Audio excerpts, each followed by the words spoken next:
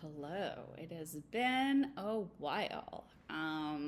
So this is Jay from Make with Jay, and I have not recorded in quite some time, but I was feeling ready to show my face again on the YouTubes and whatever else that means. I've moved, so now I live in Philadelphia. I was in Seattle. And if you don't know me, I am an art therapist with a background in art education and museum education and a lot of other things that we can talk about. But recently I was meeting with a client and we were talking about emotions, which often happens in therapy. Also, this is Spike. And he's new, I think, since the last time we recorded. He's my baby boy. But the book that I often reference in emotions as of now, there's a lot of books that I also really love and will always continue to seek resources for myself, my clients, and anyone who happens to see these videos. But this is one that I started a series on and then we have not finished it. So Brene Brown's book, Atlas of the Heart, we started years and years and years ago, I think, in this YouTube channel and whatever else, like other channels we end up putting this on. But what was helpful was looking at all the different names and the ways we can identify what we're feeling. And then as an art therapist, I often offered some sort of art directive for us to work with that emotion or, just have a conversation with it, create around it, go deeper with it. When have you had this emotion in the past? How has that informed who you are in some way? If so, how do you typically react to that emotion? All those things. So just a better understanding of how feelings and emotions affect our lives. So I was recently with a client and reminded of this book, and also this practice that I used to do with YouTube. It's gotten very busy and weird. I will say the last 3 years have been a very strange time in my life. And it landed me here in Philadelphia, and I'm happy to be here. And I have also, although I feel extremely grounded, I was born in Pennsylvania. My family lives about 2.5 hours from here. I also have a lot of work to be done around what has happened in the last 3 years in my own life. But I love where I live right now in my apartment. I've learned that I don't love houses at the moment. I don't want to be in the burbs. I want to be in the city. I'm giving myself permission and forgiveness around things that have happened since COVID. I think the 5-6 years since COVID have been really transformative in so many ways. And also, a blessing and a curse. It's been hard. And I'm at the place in my life in my mid-40s where I'm kind of like, is this the life that I wanted? Is it the life that I thought I would get? Is this just reconciling all those questions? So I think that reopening these videos and this idea of recording and offering some art directives and insight around therapy and art therapy, I think it's going to be a very different thing now than it was when I started right out of grad school. But I've been really interested in noticing the changes that have happened over the last few years. Within myself, within the world, within the culture we live in, within even therapy as a practice. So I'm coming back. So here we are. And I thought the best and easiest way for me to come back is just to jump on with what we were already talking about, but just kind of come in really authentically, presently from where I am right now. The other reason this came up, this book, was because I have a Substack now. So I'm writing on Substack, and you can find me. I will put the link below. And then we also have, I do daily card pulls. So tarot, oracle, etc. cards. I do those in the morning every day to kind of set the tone for the day. And I'm just kind of playing around with ritual. Like, what does it mean to have a ritual that you stick to every day? And then maybe build on that. So kind of like, what are your habits and what is your way of living? Is it very loose? Is it very structured? And I end up often finding myself somewhere in the in-between. So for me, pulling a card every day helps me have a ritual, and then I have a cup of coffee, and then I sit and I post my card pull and I reflect on it. And I would like to add to that. I would like to keep kind of adding more rituals. So welcome to Make with Jae.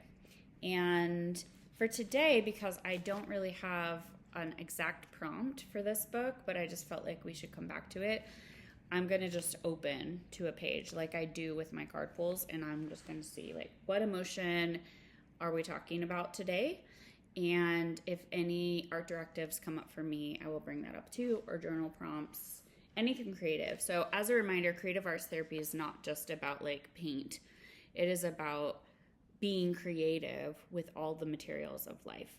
So that could be art materials, or it could be drawing materials or writing materials. It could be creating something on a computer. It could be, how can we be creative with our schedule? How can we be think about life and our bodies and the people and the animals and the environment as material for creativity too. So creative arts therapy is about like the holistic idea, the Gestalt of creativity. So I just want to name that too. Think outside of the box. What does creativity mean to you in your life? All right, so we're going to just do a little bit of a like shuffle. Just going to do a shuffling of pages and see kind of what's calling to me, like I do with my cards, without really knowing. I'm feeling like coming to the front more. And yes. Also, just so you know, I have religious trauma background. So I'm always a little more interested in the psycho-spiritual as well. Interesting. So I think actually it pulled from the like very beginning, which is the cover page. And it says, "We are the map makers and the travelers, Atlas of the Heart, mapping meaningful connection in the language of the human experience." Brene Brown, PhD, MSW. So this is a cool image. I'll take a photo of it too, and you can see it. Yeah, so maybe what we will do for right now, because I like to keep these kind of brief and then let you all have your own experience with everything. Table of contents.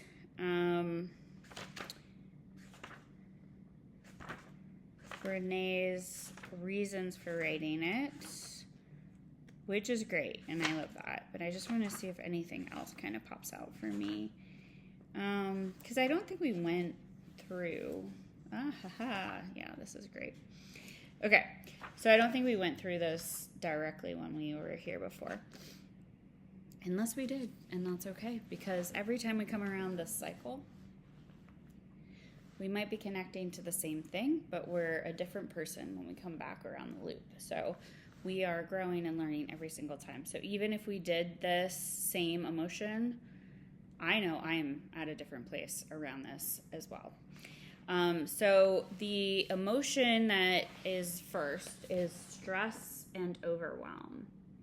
And I actually just had a conversation with one of my clients because I felt like I had a really not great session with them. last week, and I followed up and was like, I want to make sure like we're okay for many reasons, but one was I felt like I was at capacity and I wasn't maybe giving the best that I could give in session. Thankfully, they responded well, but my Friday sessions tend to be a lot harder because I'm kind of maxed out at that point. So I'm working on, we all, whatever, are working on our own schedule, but I think the most important thing is be human, be honest. So stress and overwhelm. And also, I canceled the next session after that, and that client said to me, because we rescheduled for earlier this week, and she said the word overwhelm. And she said, I'm glad that you had a break because I had a really bad headache. I'm glad you had a break. I'm glad you took a nap. And she used the word overwhelm. And I thought that was interesting because I wasn't thinking about that word. I think sometimes we just internalize, like, I can't keep going and that's my problem. But what about the fact that we're just doing too much? And we're in a culture that expects that, or we have to for whatever reason. And our brains are like, no, and our bodies are like, no. And that is also the somatic part, like listening to our bodies. And sometimes they completely shut down. So that headache was like maxed out, and there was no way I could have other sessions at that point. Okay. So stress and overwhelm. I guess the first question I would say is, give me an example in your life of stress and overwhelm. Write that down. That would be just number one. Where are the places, what are the times currently recent where you have felt stressed or overwhelmed? Brené's definition of stress is we feel stressed when we evaluate environmental demand as beyond our ability to cope successfully. This includes elements of unpredictability, uncontrollability, and feeling overloaded, which was exactly how I felt last week. We like to think we can just keep going, and the reality is that we can't always do that. Stressful situations cause both physiological body and psychological mind and emotion reactions. However, regardless of how strongly our body responds to stress, like increases in heart rate, cortisol, our emotional reaction is more tied to our cognitive assessment of whether we can cope with the situation than how our body is reacting. Except in the cases when our body it's too much. Like when I had my headache last week, it was like, there is no way I can keep going. So there's a trifecta happening: mind, body, soul. So we always want to be mindful of like mind. Mentally, we might think we're capable.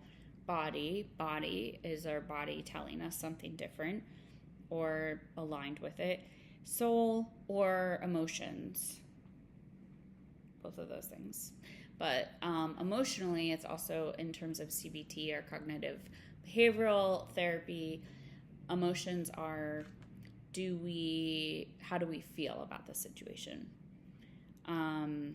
So those are things to kind of check in with. Overwhelm means an extreme level of stress and emotional and or cognitive intensity to the point of feeling unable to function. Oh, my client had it so right. So she says here, stressed is being in the weeds. Anyone wait tables? We used to use that phrase all the time, like when you're in the weeds and you're like, help, somebody get the drinks for this table. And overwhelmed is being blown over. Like, it's like, I'm beyond the weeds. Like, I just need to lay down in the weeds. So let's start with that as our first prompt. What is stress? What is overwhelm in your life? And since we're talking a little bit about mapping, we'll come back to one of the core art therapy directives that I used in my thesis, which is body mapping. So draw a little outline of a body, and then within the body, without the body, write, draw, use color, use line, design, whatever you want to do, make it your own, to show how stress or overwhelm or both feel and show up in the body. Is it in the brain? Is it the mind? Is it like so much that I'm being flooded?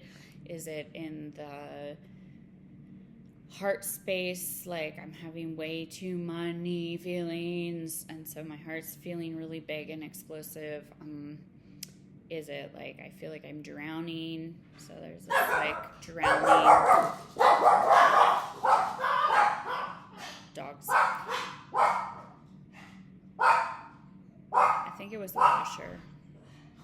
Might have been the washer. Hey, stop. Where are your feet? Are they on solid ground? Are you drowning in the ocean of overwhelm? So maybe just draw something around that, okay? And I will do my own, and I will post it, and this will be our first in 2026 Make with Jae around creative arts therapy and what it means to kind of come back around after a lot of changes that have happened, at least in my life, maybe also in yours in the last 5 or 6 years. All right. I look forward to seeing you and hearing from you. I do have a Facebook group. I'm probably less active on that. So I would say subscribe to my Substack. It's a little more personal, but if you're willing to go in, or go to Healthy Joanna at Blue Sky, and that's my card pulls, and I also tend to post certain things on there as well. But that's basically where you can find me now, more so than Facebook and Instagram. I look forward to connecting with you. Take care.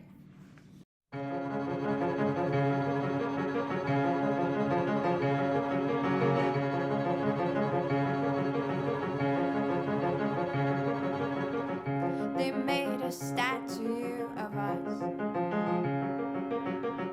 and put it on a mountaintop. Now tourists come and stare.